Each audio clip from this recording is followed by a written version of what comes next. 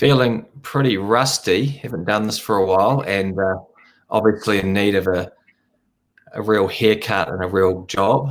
It's in the mold of, I can't remember the pop singer from either the early 90s or mid 90s. There was that song, Get a Real Haircut and Get a Real Job. And it looks like, Michael, that you've got a real haircut, and it remains to be seen whether you've got a real job or not. But welcome back to the feed, and I look forward to doing more of this year. I think it's a small but well, I wouldn't say respected, but small but interesting coterie of devoted followers on the feed. And more than anything else, I think it's just an enjoyable exercise, and it's good to just put yourself out there and shed that kind of whole insecurity or fear of what people think, and just put your best foot forward, so to speak.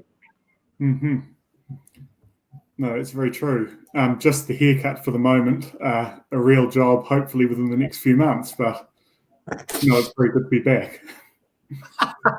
No, it's bloody good. And, we thought rather than a law topic, Mike and I were chatting yesterday, and we thought rather than a law topic to kick off the year, I thought to myself, coming back to the office on Monday, nice long break, and really trying to force myself to up the motivation levels. The last few days were a struggle, and I don't know, Mike, if you're a cricket fan, but the India-Australia test match came to an enthralling conclusion last night, which, I'm still emotionally recovering from. Watching the Aussies lose at anything, particularly cricket, is just a wonderfully joyous experience for most red-blooded Kiwis, and really enjoyed that, and trying to get back into the work grind, and thinking, like, what would I want to know about, it would, like, now, or look into. It probably wouldn't be industry specific. It would probably more be along the lines of what's going on out there,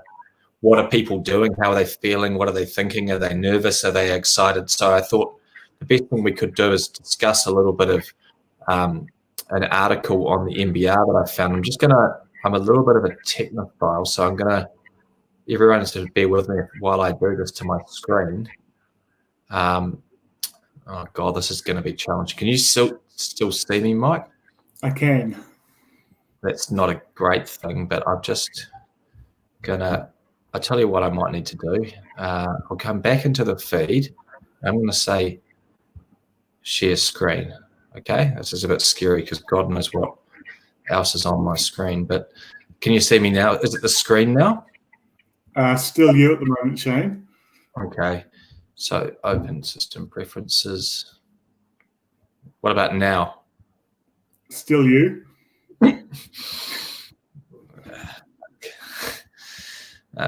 Okay, let's go now. This is all this technological investment we're going to be talking about. Here we go. Is it the screen?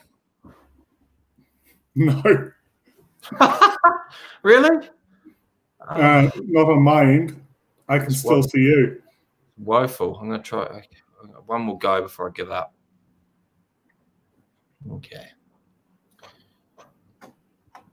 Share screen. Click on it. Your entire screen. Share. Okay, 1 second. Sorry.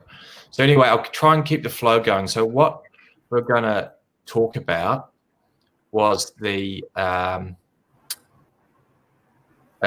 good NBR article which put forward a lot of quite interesting data around the incorporation rate or figures for New Zealand limited liability companies in New Zealand for the 2020 Q4 of 2020.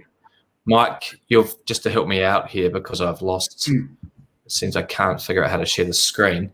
Do you want to just maybe start feeding a little bit of that information to the viewers, just to do a bit of a précis on that to just sort of kick this off? Yeah, I don't think I can probably go as far as to list the actual stats, but the gist of it is that over the lockdown period, there was obviously a real drop-off in people incorporating companies, yes, which is not particularly surprising. But then immediately after it, the number of people incorporating companies rose hugely compared to previous years. I think the figure was something like either 64, 77%, somewhere in that territory. Yeah. And that, you could maybe say people are kind of catching up with things they were intending to do. But the interesting part is that that's continued on into the last quarter of the year. And so incorporation rates up in the last quarter were once again sort of 60 to 70% higher than they have been in previous years. So for some reason or other, there's a real flurry of activity in that space. Yes. Which the article sort of says is some cause for optimism. That's the broad point. Okay, I'm just getting there now. Here we go. I think I can make this work.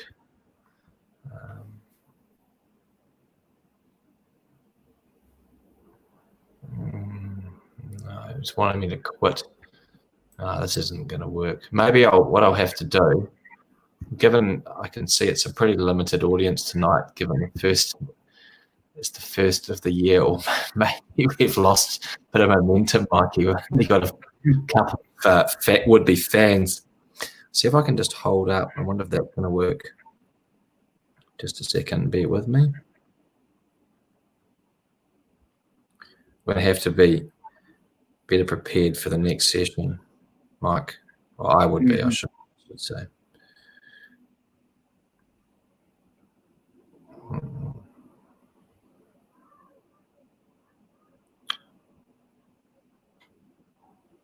Here we go. Okay. Here we go. Is this going to work? The screen's too bright. We might just have to describe the graph. I think we're heading down that road. Much better, isn't it? Being able to. It would be lovely to bring it up on the screen. I know it's really frustrating. It's one of those things that's just going to get the better of me if try one more time. Because it's a super cool graph. Here we go, Chrome tab.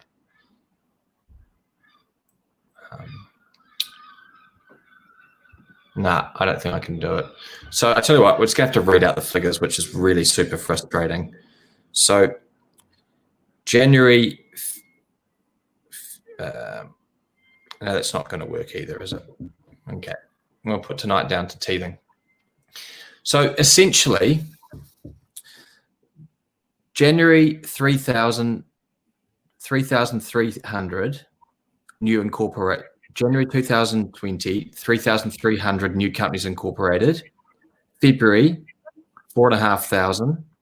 March, 5,500.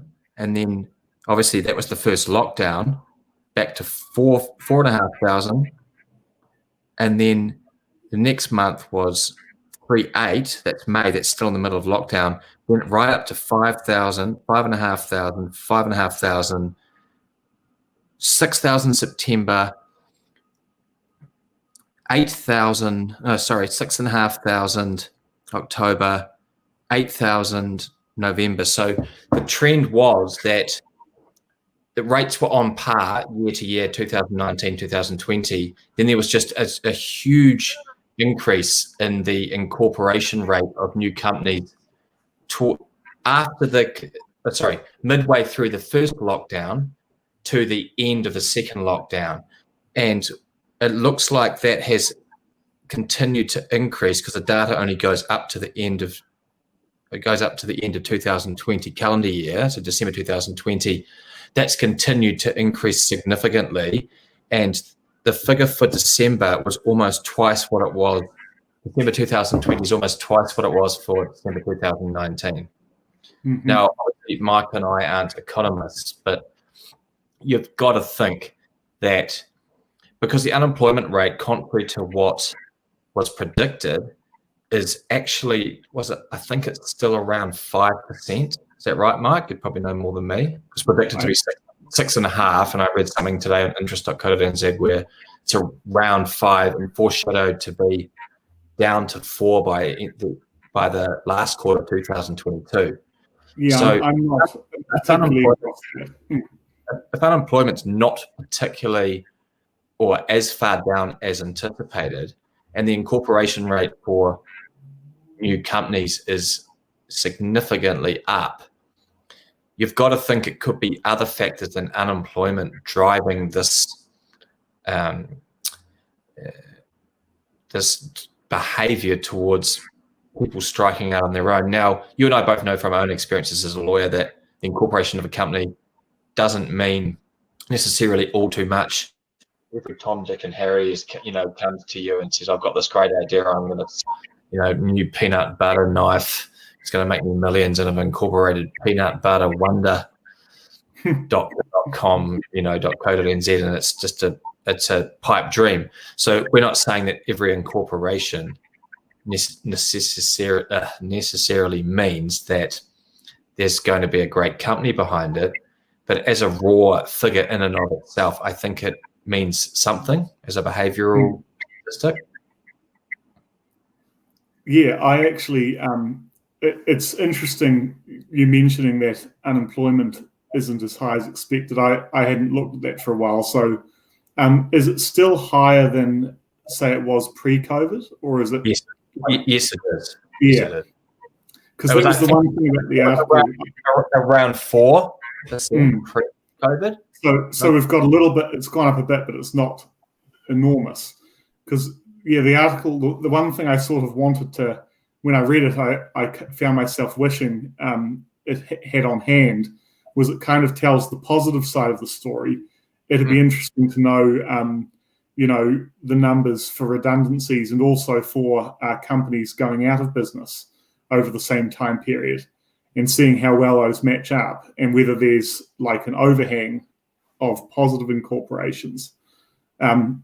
Because then you'd very much be in the camp of the optimists about what's driving this, rather than looking for more cynical explanations. There was some interesting. The article compared the US stats where their incorporations is on a similar trend, and through the census figures, they were able to ascertain. I'm not quite sure about the science or method behind it. They were able to ascertain that a third of those new incorporations in the US would lead to people being employed. Mm-hmm. No equivalent data in New Zealand, and there's no proper basis to try and hypothesize beyond the fact that they've done it in the US. And I agree, there was certainly a rose-tinted bent to the article that I sent you and we looked at. And I'm not really going to opine, and I suspect you won't either, about what it really means and whether some of the gorier parts of the economy have really been properly reflected in that very right-leaning publication that is the NBR. That's not what we're here to do, or to minimise, obviously, the sheer trauma that people have been through during this whole ordeal. I'm more interested in what it means as a behaviour for business, what it means. Kiwis are typically can-do kind of people. We have, I think, one of the largest rates of small SMEs in the world. Mm-hmm. And I think it's interesting that possibly even more people have thought about, maybe not being forced out in every case, thought about, I could, strike out on my own. I could, use the leverage of technology to start this or start that. And it's just a super interesting and quite exciting situation, really, in some ways, when you think about it from that point of view. Mm-hmm. Well, I mean, it's funny. Obviously, you can't go too far with anecdotalism, but the article talks about a sort of greater will for people to be going out on their own and starting ventures, and also talks about greater corporate investment into sort of digital technology. And here we are, I'm going out on my own. you're investing. I understand you've brought on new staff in the digital technology space. So, you know, would I be able to say why I've done this now and whether it has any bearing on COVID or anything else? No, but it's interesting that the sort of immediate anecdotal thing lines up with what the data says. It does. It's been going that way for a while, particularly with I think each generation and the access to, like, we've got our newest, and she is very young, employee, and we're watching some videos and stuff this afternoon from Gary Vaynerchuk and various other luminaries in that space. And we're talking about, I was just thinking to myself, man, the access to free information for what business is about and how to go about it for someone like that compared to when I was that age, or even, you know, you're 7 or 8 years younger than me, when you were that age starting out, is astronomical.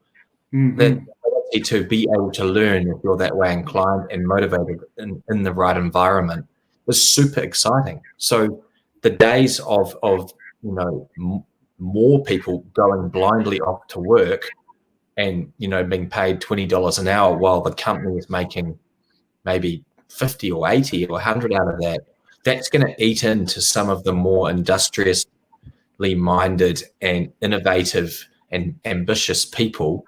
They probably will be better served in most cases to work for companies or people or, you know, sole traders or whatever in the first instance to get some sort of, you know, the whole rope pulling effect to pull themselves up so they have enough of a safety net to actually navigate and get experience. But I think you can safely assume that there is that pathway there, and you will start to see more people going down that path ever before because of that access to that kind of. I agree with that. I think along with the information, a big game changer with all of this digital technology is that there's kind of like an access to capital barrier that's somewhat overcome, because a lot of these new forms of commerce don't actually require a huge amount of startup cost. There are things people are doing now that, you know, you set up a Shopify account, you know, you arrange to get a product from China, you drop ship it. There's all these models now that really don't demand anything much more than a good idea and ability to sell to people and to market successfully.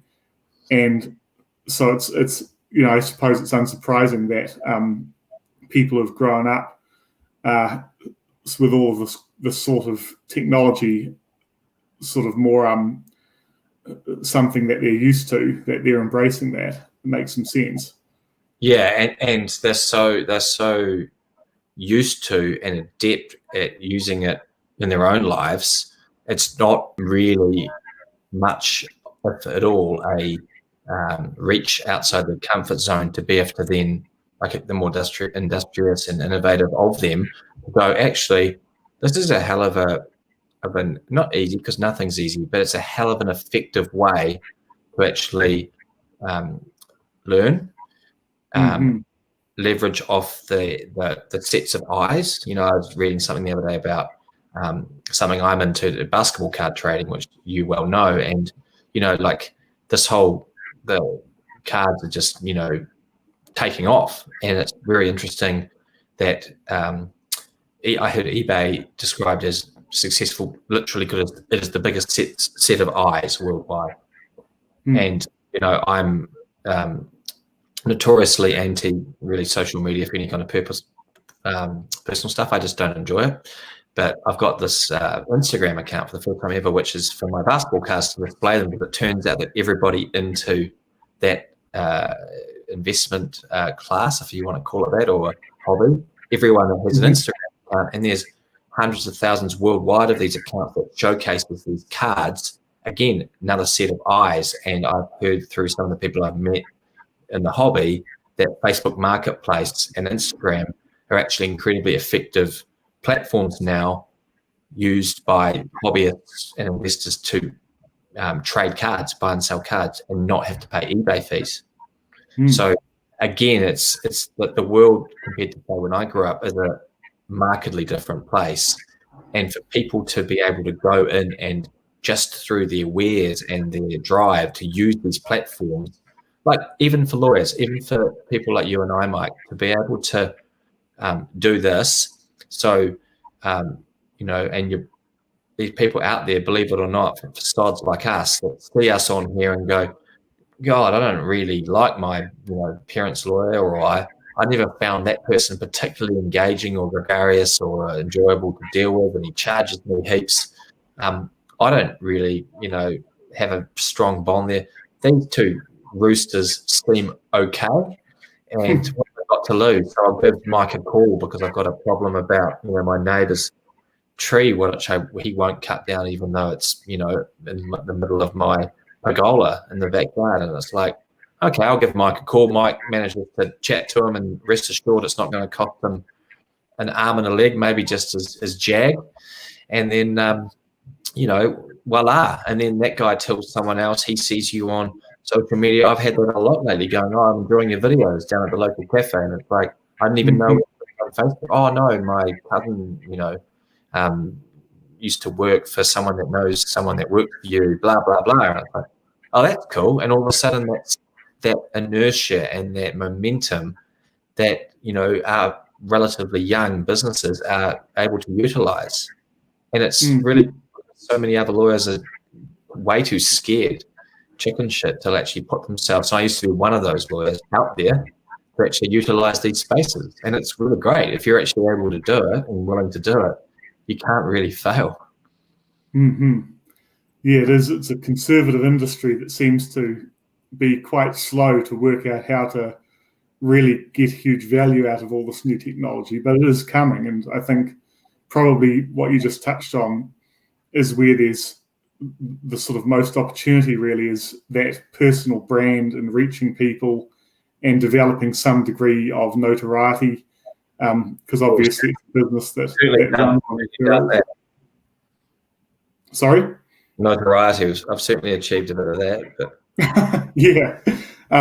Hope, maybe not of that sort. But I was just thinking about the article. One point I thought was quite a good one is they touched on very briefly the fact that it's innovation that drives much more than business per se, or people going into business per se. And I thought that's where, like, you can look at I'm going to engage Shane in a bit of sort of armchair economics here. I am bold enough to do that. I think that there'll be a lot of people who have, they've been made redundant and they've gone, well, maybe the company, that's either gone under or consolidated isn't able to cope with these market conditions because of their overheads, or because their capital demands a higher return, a higher margin, and I'm willing to work for less and in a more efficient way. And so I'm going to go out and incorporate something and work through that. And, it won't be as good as having the job I had with a big salary, but it's a way to utilize my skills and get through. I reckon there could be quite a bit of that. But all it takes is for a few people out of all the people who in this time period have decided to try something new, who are doing something really different. It only takes a few of them, and that could be a real market shift in things. Like, I'm trying to articulate something and possibly not that well, but doing very well. Yeah, there's this book called Cosmopolis by Don DeLillo, and there was a quote I actually thought of when I read the article, which is, "The urge to destroy is a creative urge. This is the hallmark of capitalist thought, enforced destruction. Old industries have to be harshly eliminated. New markets have to be forcibly claimed. Old markets have to be re-exploited. Destroy the past, make the future." And I thought COVID, in a way, is kind of like enforced destruction. Like, we've got all these people, and as you say, New Zealand's a country of SMEs, and tourism's an industry of SMEs. So you've got all these people who have naturally shown an entrepreneurial attitude to begin with, who suddenly cannot do the thing they've been doing. And they've still got skills and talents and business sense, and they can't market that in the way that they have been, and they have to find new ways to market it. And that's really interesting. And, you know, some of the things that come out of that, I mean, obviously there are things that come out of COVID itself. Like I've got a client who within, you know, 2 or 3 weeks of the lockdown was manufacturing masks. But there'll be all sorts of different ways that people adapt to these changing circumstances that could deliver real fruit for society at large. So I liked what they talked about in it, the innovation, the more dollars being spent on innovation, and they talked particularly about that money being spent on the leverage of technology, not for back end or admin, but more for the capture of. So I got our friend Sam McDonald. Shane is at a $700 hoodie. It's frightfully helpful, Sam. Thanks for that.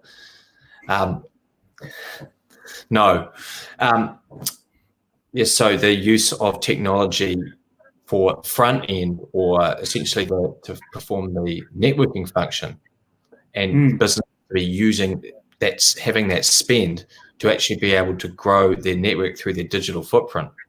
That's interesting. That now so many businesses are spending on tech in that way. That's really exciting. Yeah, and that definitely lends itself back to this idea that that the sort of idea, this incorporation uptick, demonstrates a kind of growth phase. Like as the article says, it's not spending on trying to make existing business more efficient. It's people who believe they can grow things. And, you know, it's a surprising place to be, really, considering where a lot of people thought we would be, including many of the economists only 8 months ago. Yeah, but I couldn't help. My new employee found some quite good stuff today. One of which was a interesting article. It's got all the different economists, their views about how you know, employment's coming down. The RBNZ might be one of the few reserve banks to actually put the OCR interest rates up. How you know, the residential market is buoyant. They'd like to see a bit more in the business investment scene as opposed to just resi. Building consents are up.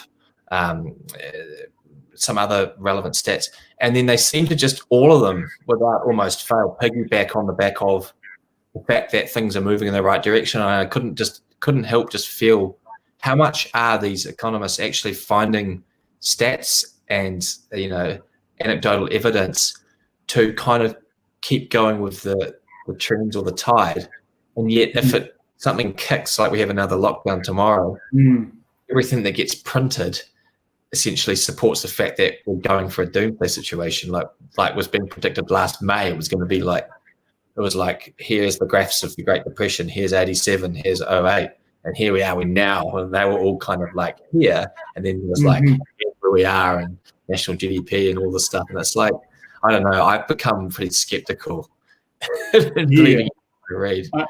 But we are in quite, you know, inherently uncertain times. Like you mentioned, another lockdown or whatnot. Like there's a certain degree to which everything's been sustained by borrowing and by enormous amounts of quantitative easing around the world. And at least for this country, there must come a point where things can't be borrowed or quantitative eased more out of, and the government just has to let it go. And, you know, it looks like we're pretty close to getting out the other end of the tunnel with these vaccines on the way and everything else.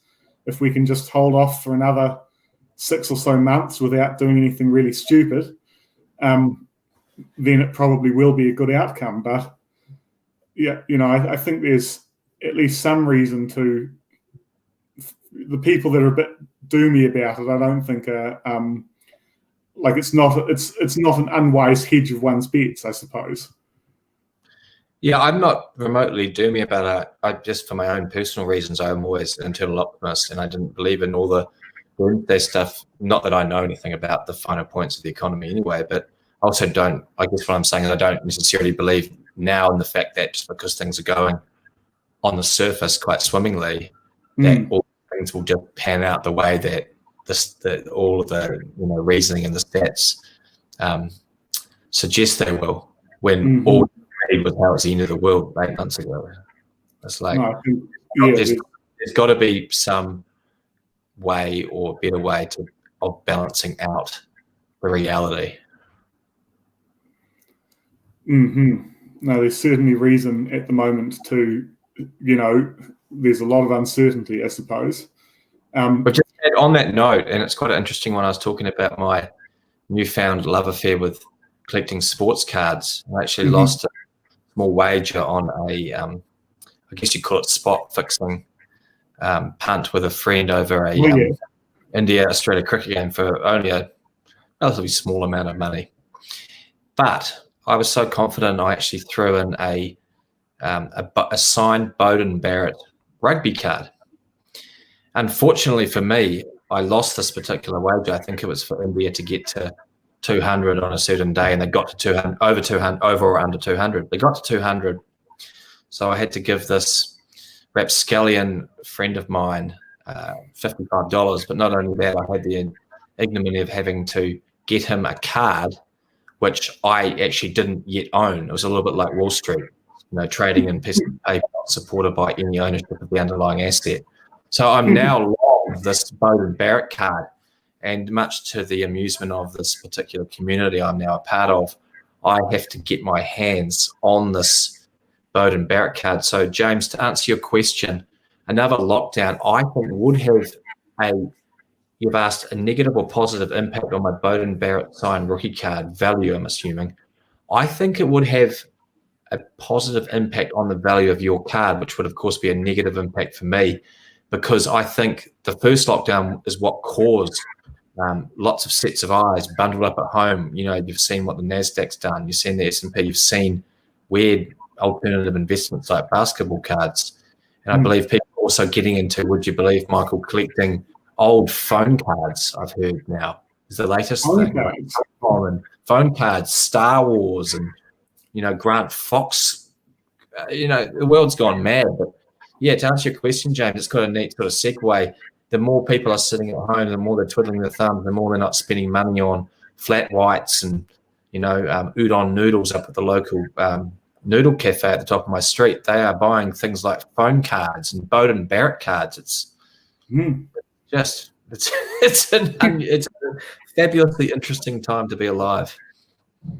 I mean, I think it shows that we may have printed too much money. We may have.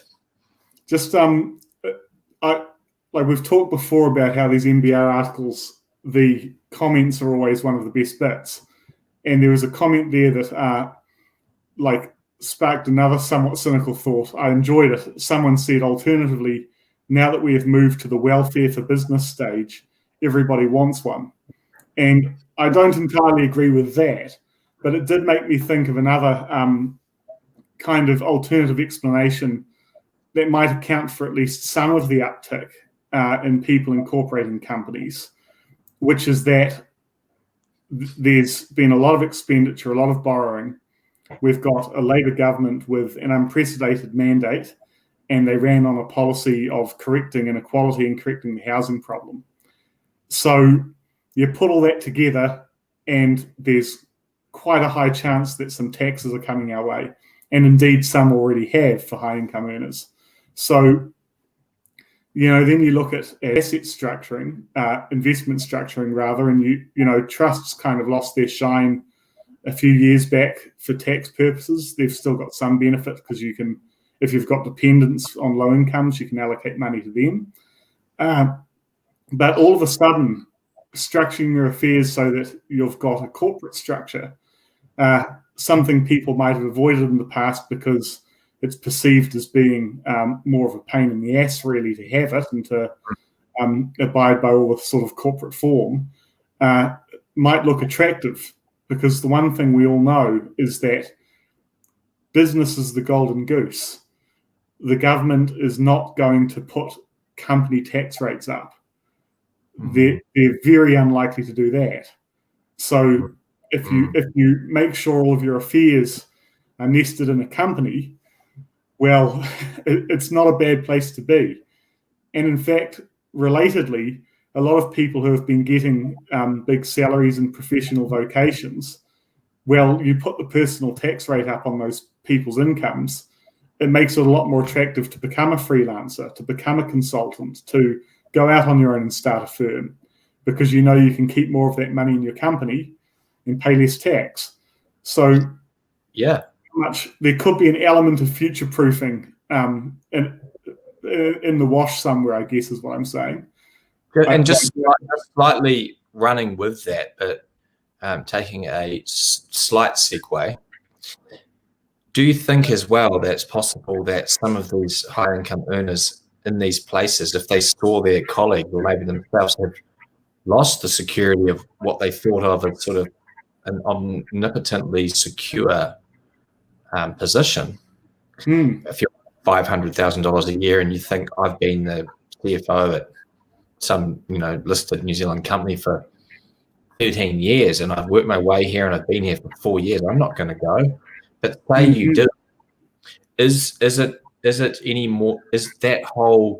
I don't want to say illusion, because I think that relatively speaking is a secure way to go. It's not for me or you, or our personality, but it is. It's a secure way to go. But maybe there's a perception it's not quite as secure as it once was because of a black swan event like this. And do you then go, actually, I've got some pretty mad skills and I've done extremely well in my life. I may not have that security anymore, but before I get a job, I might contract at $500 or $400 an hour for those skills. And all of a sudden, they might find themselves in a position where they're contracting to 3 different corporates. The corporate's happy because they're only paying for real hands-on effort for, say, 8 hours or 12 hours a week for that particular skill. And you can do that 3 times. You may end up earning more with more time with your, spouse and kids, more leisure time, and the same security based on the fact that that security was somewhat mythological anyway, mythical anyway. I'm glad you raised that. I agree. And I think it dovetails very nicely with that kind of parallel conversation we've been having in the article had about technology. Because when you think, why would you take, much lower margin on the value of your labor and work for someone else when you could be doing it yourself? Well, yes. There's two reasons. One is security, or perceived security. And yes. no doubt, in a period where there's a lot of redundancy, that gets shaken a little bit. Yes. The second part of it is that you don't want to deal with all of the tedious administrative element of running a business that gets in the way of just doing whatever it is you really enjoy doing. Yes. And of course, technology has been a bit of a revolution there. Like, you think about being a small law firm, for example, a one-man band, or a partner with a couple of staff. It's easy to take for granted that that's a thing one can do and can do quite easily. But there would have been a day where the kind of retinue of support staff you required to deal with, you didn't have Xero, you didn't have these easy electronic databases. There's a whole lot of aspects of it that have been made very efficient. And, absolutely. I mean, all of the marketing. Trust account software, like this sort of stuff for getting for all your marketing stuff. The fact you can, if you've had enough for the day, you can go home and work off your phone. If you've only got phone calls to do for the rest of the day, you can send emails from your laptop. You can work out of the cafe in the morning if you just don't feel like dealing with staff until a bit later in the morning. Life, back then, to make money, you physically had to be in the office with the old dial-up phone. Well, although, what I'll say about that though is apparently back in the sort of golden age of, law at 60s, 70s, 80s, when it really was more of a perceived paragon of, high earning, is that they reckon that they could get the partners from my old firm, they could get a lot less done for a lot more profit, and it moved a lot more slowly. It was a more amiable professional assistance. So, it evolves. There's going to be, of course, positive and negative consequences or side effects of the way things evolve. Not always good or bad. It's just, I think you've got to look for the good in it, but they are definitely the positives. I think that's very true. I mean, I recall one of my ex-partners saying that back in the 80s, that they used to have whole typing pools just transcribing stuff, which shows how far we've come. But B, that they had a really lavish lunch every single day of the week. Yeah. They'd go out and have these lavish lunches, and they'd go on for a couple of hours, and there'd be drinks. And to be fair, Michael, when I was about your stage, with my business, I also did that and almost ran myself into fiscal ruin. So, it can still be done, but there's a price tag that comes with it. I think that's right. It's to attempt these sort of things these days. It'll be nice. It'll be bloody nice.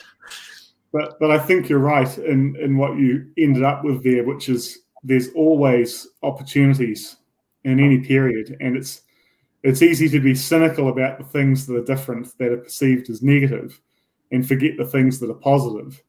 Like there's an immense number of positives that have, granted, some of it's brought more competition, but and competition lowers prices. But it's like the ability to potentially be no longer have to be bricks and mortar, and not just in law, across a whole range of things. Yeah. I think there's the possibility for a lot of people to really get their lives back, not be shackled to having to come into some sort of office space for 40 hours plus a week. Yeah, definitely. And of course, COVID's made people realize that, and we've talked about that before. I think that the employers will want to get people back in the office at the end of all this, ultimately. But whether they'll encounter a workforce that's as willing to make that bargain is a question. I think I was having a conversation on the golf course the other day with a friend of mine who's a corporate counsel in a listed company. He's the general counsel, and he was saying that they haven't gone back to working from the office, but a lot of the law firms are desperate to get their people back. And I said, well, you can argue that's a culture of manipulation, and also like being able to micromanage and control, particularly the younger staff. And that was his view. But I said I disagreed with that, because if you've got we've got predominantly younger staff, you're trying to, like with law, I learned everything by being in the office next to my boss. All the other juniors, they wanted to be cool. They were down the cool end where they got to talk to each other and dick around. And I'm not saying I didn't do that. I certainly did that, but I also got to overhear all his conversations, and the rate of my learning was rapidly escalated, because I got to hear how this really good lawyer in his 60s was operating. So I don't think, for people trying to find their way, I don't think working from home is good in any way at all. I think it's disastrous for people trying to find their way culturally in terms of that industry like law. However, for my friend who's the general counsel, and all these people are, a lot more mature, older, will be able to do their work unsupervised, and probably don't need that influence on them for their career. I think it's fine, but I still think that it's very difficult to build a company culture in that way as well. I don't think maybe a hybrid model where sometimes they're there, they don't have to be there, so they don't feel like they have to be, and that would obviously dissuade the whole clock watching, commodification of labor thing, which everyone deep down is trying to escape. I think that could maybe work, but the whole thing. Jane, I saw a thing just yesterday, which is apropos to that discussion. Apparently, one of the great new opportunities that someone has found in the new post-COVID market is to create software that You install it on your staff's computers, and what it does is it accesses the camera without the light coming on or anything, periodically and randomly, and takes a photo. And then it sends all these photos back to the server, and they have and no doubt have some horrible AI algorithm that can immediately detect if you're not at your computer or not doing what you ought to be doing, and you get pinged for it. It's apparently a thing now. So that reminds me of where I used to work. They had a guy that I worked with. He had the office opposite my boss's before me, and the computer, of course, it was a corridor office, so the computer faced obviously out to the corridor, the hallway. And one Christmas holidays, he came back after a few of the girls, the female junior solicitors. So they decided in their inherent wisdom they're going to play a prank on him by turning his whole desk and computer around so that everyone could see. And when he got back to work, he said, "Why is my desk turned around?" They said, "Oh, didn't HR tell you? It's because they found all this dodgy shit on your computer, and they now don't trust that you're, working. So they want to know what you're up to. So they've turned your whole desk around." Apparently, he didn't even challenge it. He obviously, which means, of course, doing not looking at dodgy shit, because he's sort of okay, went with it and ended up working that way. And the actual boss got working and goes, "What are you doing? Why did you turn your desk around?" He's like, "Oh, I thought I was in trouble because I apparently have been not working or looking at dodgy things." He goes, "Well, you have been, because you've not protected." "Oh, no, I have it. Yeah, that's really a situation where you should protest.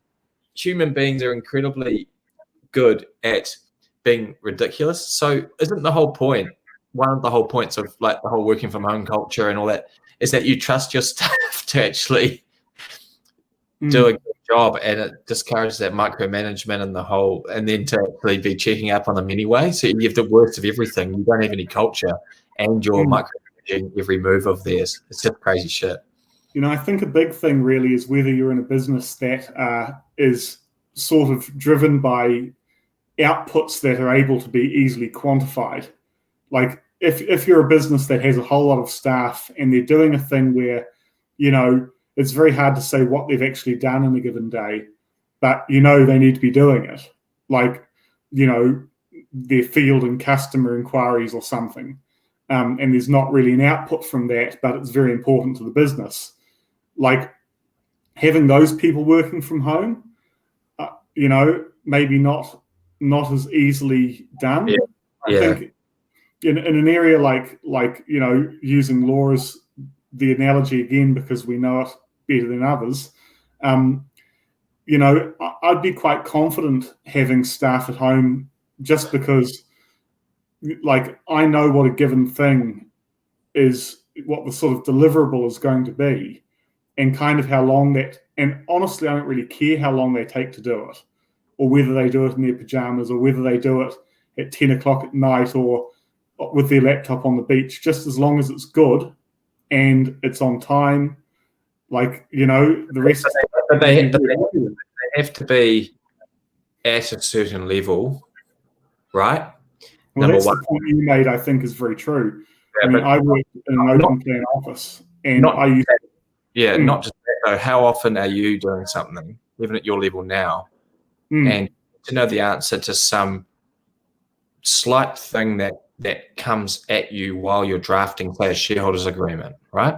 And then the client rings you halfway through drafting based on, quite detailed instructions prior to that phone call, and he says, "Oh, I actually need to have, I need to tell you that I'm buying a house with my partner, and the bank wants to see that I have a salary of 100,000.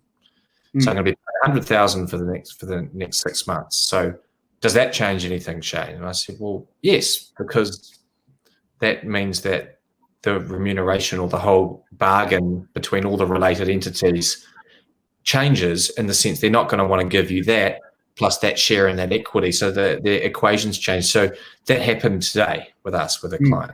And, my junior Liam is incredibly clever and good and way ahead of his peers in terms of his drafting, etc. But because he hasn't grappled with that and been through that particular thing before, if he was to try and figure that out without being able to quickly ruminate over that with me, it's actually less efficient. So for a lawyer, I think 10, 12, 15 years before, to be honest, if I had people ahead of me, I still would ask them stuff if I had them there. It's just habitual because we share with the barrister, and every now and then I want to run stuff past him, So I don't know.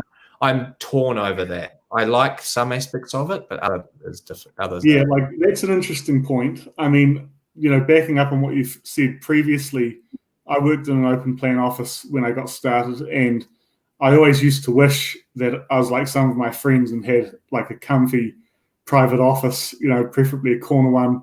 I'm big on your own office within the building. I have my own, and most of our guys do, because it's like. But that said, I mean, that's bad. I couldn't bear having fucking pricks all around me. Yeah, I agree. And there used to be difficult elements like trying to stay focused on something where everybody's carrying on.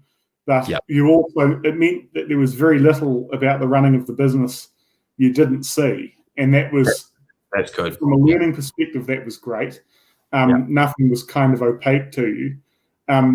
But yeah, like, gosh, what was the second that before I started into that spiel, you made a point related to that, and I had something to say on that. Making an analogy to law and being able to trust those people, because you kind of know what they're going to do, and they can do it in their pajamas or 10 o'clock. That's it. So this idea that, like, it's much more efficient to have someone to go to, like, that's very true. It like in any sort of one-off case, like if I'm a 2-year out of law school lawyer and I encounter a problem, and I could spend 2.5 hours researching the damn thing, or I could just call out to my boss and be like, how do you do this? He's going to tell me. It's going to take all of a few seconds. Like, and there's some things where him telling you how you do it is enough for you to learn. Telling you is good, but what my boss was super good at, and I actually saw him, my old boss, I actually saw him 15 or so months ago, and I, being the little, jumped up little twerp that I was and still am, I didn't really appreciate him properly at the time. And I to him at these drinks, so like, I really appreciate what you did for me. You really helped me become a good lawyer, and thank you very much. And he was really made up about that, I could tell. And like, what he did super well was tease out of us the thought process we should be applying, and then so eventually the difficulty of the problem that we could solve / not solve, that threshold rapidly improved all the time. He would give you the tools to tease out of the problem how to solve it. I think that is something that's very hard to do remotely. Yeah, I think I'm leaning towards agreeing. Like, I was thinking I was going to take the tack. Stubborn man.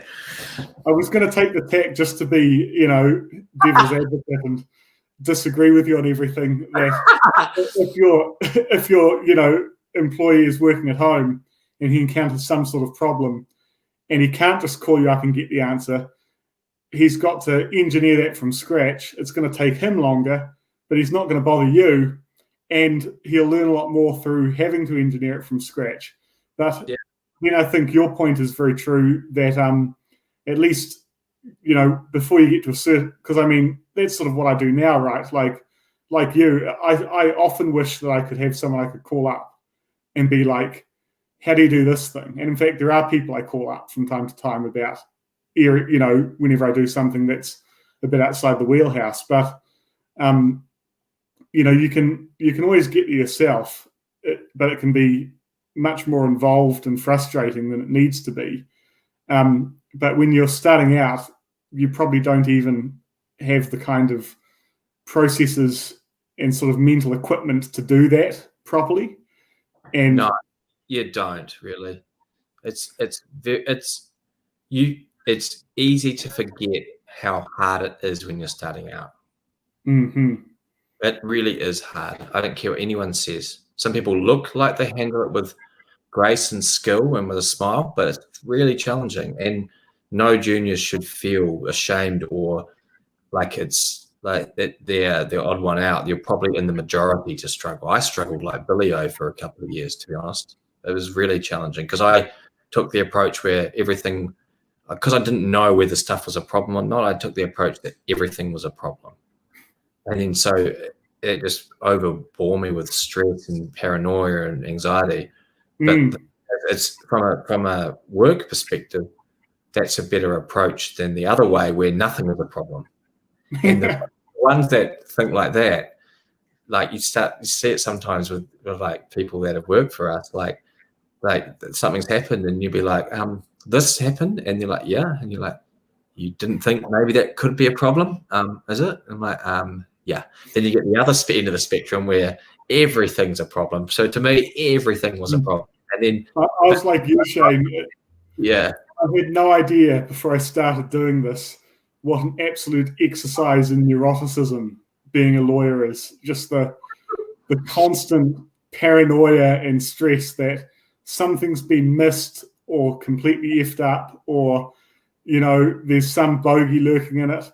And even just pressing send on an email sometimes, when the minute you do press send, that's when you're going to find the stupid thing you should have changed.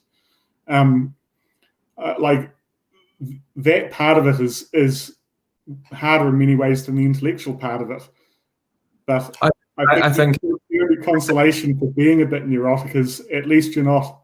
It's better than being in the other camp where you're like, no, this is all. I'm not stressed about this at all. It's great.